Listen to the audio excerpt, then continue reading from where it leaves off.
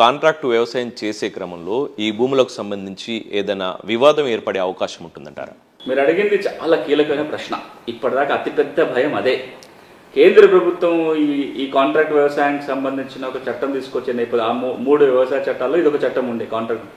అప్పుడు కూడా పెద్ద ఇబ్బంది ఎక్కడ వచ్చిందంటే, మీరు కనుక కాంట్రాక్ట్ వ్యవసాయాన్ని ఒప్పుకుంటే మెల్లమెల్లగా ఈ కాంట్రాక్ట్ వ్యవసాయం కాస్త కార్పొరేట్ వ్యవసాయంగా మారుతుంది. అంటే ఈ భూమి మెల్లమెల్లగా కంపెనీల చేతికి వెళ్ళిపోతుంది, రైతుల చేతిలో భూమి లేకుండా అయిపోతుంది అనేది దాని మీద పెద్ద భయం.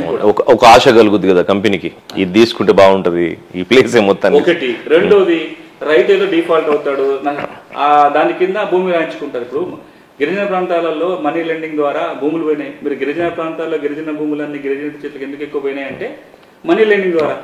నాన్ ట్రైబల్ వస్తాడు, గిరిజనులకి 1 లక్ష రూపాయలు, 50,000, 10,000, 100, 500 అప్పిస్తాడు. అది ఆయన కట్టలేడు.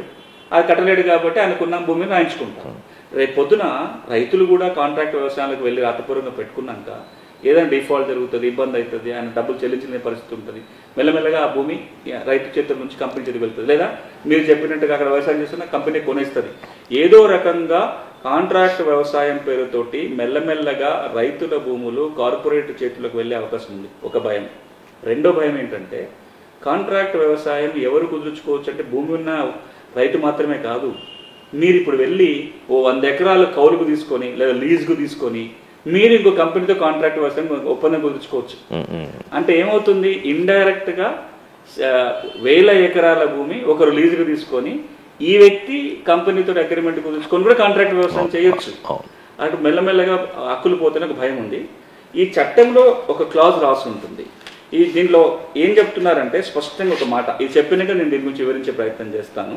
ఇందులో క్లాజ్ 3లో ఇది మనం చూస్తున్న ఇంతకుముందు నేను చూపించినట్లు సెక్షన్ 11A దాంట్లో సబ్సెక్షన్ 3 ఏం రాస్తుందంటే, notwithstanding anything contained in contract farming agreement, no title, rights, ownership or possession. ఇప్పుడు మనం ఈ నియమం చూడండి, చాలా ఇంపార్టెంట్ నియమం కూడా. ఈ నియమం ఏమంటుంది, not with standing anything contained in contract farming agreement. అంటే ఆ కాంట్రాక్టు అగ్రిమెంట్లో రాసుకున్నది ఏదైనా ఎట్లన్నా రాసుకునే దాంట్లో దాన్ని అందుకు భిన్నంగా అందులో మీరు ఏం రాసుకున్నా ఏం జరుగుతుందంటే, no title, rights, ownership or possession shall be transferred or vest in the contract farming sponsor.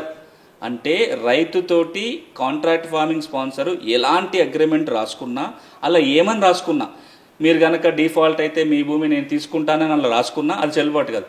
ఈ నియమం ప్రకారము ఈ కాంట్రాక్ట్ ఫార్మింగ్ ద్వారా రైతుల భూముల మీద యాజమాన్య హక్కులు కానీ పొజిషన్ కానీ ఎలాంటి హక్కులు కానీ ఈ కాంట్రాక్ట్ ఫార్మింగ్ స్పాన్సర్ పొందటానికి వీలు లేదు. ఆ కాంట్రాక్ట్ ఫార్మింగ్ స్పాన్సర్ కావచ్చు, ఆయన సక్సెసర్, ఆయన వారసులు కావచ్చు, లేదా అతని ఏజెంట్ ఎవరన్నా ఉన్నా కానీ వాళ్ళు ఎవరు కూడా ఈ అగ్రిమెంట్ని అడ్డం పెట్టుకొని ఈ కాంట్రాక్ట్ వ్యవసాయం నెపంతో ఆ రైతుల భూముల మీద హక్కులు పొందడానికి వీలు లేదు అనేది స్పష్టం చేస్తుంది. ఇది ఎందుకు చేశారంటే మనం ఇప్పుడు చెప్పిన భయాలు. కానీ జరిగితే ఉదాహరణకి ఒక ఎకరం భూమి ఒక మారుమూల గిరిజన గ్రామంలో గిరిజన రైతు, ఇప్పుడు మనం ములుగుదే తీసుకుందాం, మొక్కజొన్నలు విత్తనాలు పండించాలని అగ్రిమెంట్ కుదుర్చుకున్నాడు. కుదుర్చుకొని ఏదో డిఫాల్ట్ జరిగింది అంటే ఆ పలానా క్వాలిటీ రాలేదు, ఈ క్వాలిటీ అయితేనే కొంటా అని అగ్రిమెంట్లు రాసుకున్నారు. ఆ క్వాలిటీ రాలేదు. ఇప్పుడు కంపెనీ ఏమంటుంది, ఆ క్వాలిటీ రాలేదు కాబట్టి నాకు నష్టం జరిగింది, నాకు నష్టపరిహారం కావాలన్నారు. ఆ నష్టపరిహారం ఇవ్వలేని పరిస్థితిలో నీ భూమి నాకు కావాలని రాయించుకుంటే, లేదా ఇంకో రకంగా భూమి పోతే కాన్సిక్వెన్సెస్ ఏంటి అనేది లేకపోవటం వల్ల, అందుకే ఈ భయం ఉంది కాబట్టి కేంద్రం తీసుకొస్తున్న కాంట్రాక్ట్ వ్యవసాయం చట్టం ఏదైతే ఉందో అది వద్దని ఎక్కువ మంది చేయటం వల్ల ఆ చట్టం వెనక్కిపోయింది. కానీ ఈరోజుకి ఇది మనం ఇంకా ఇది చట్టమే. ఇది నేను మాట్లాడుతున్నది అగ్రికల్చర్ మార్కెట్ల చట్టంలో ఒక నిబంధన గురించి మాట్లాడుతున్నాను. కాబట్టి ఇది జరగకుండా ఉండాలి అంటే కాంట్రాక్ట్ వ్యవసాయం థియరిటికల్ చాలా మంచి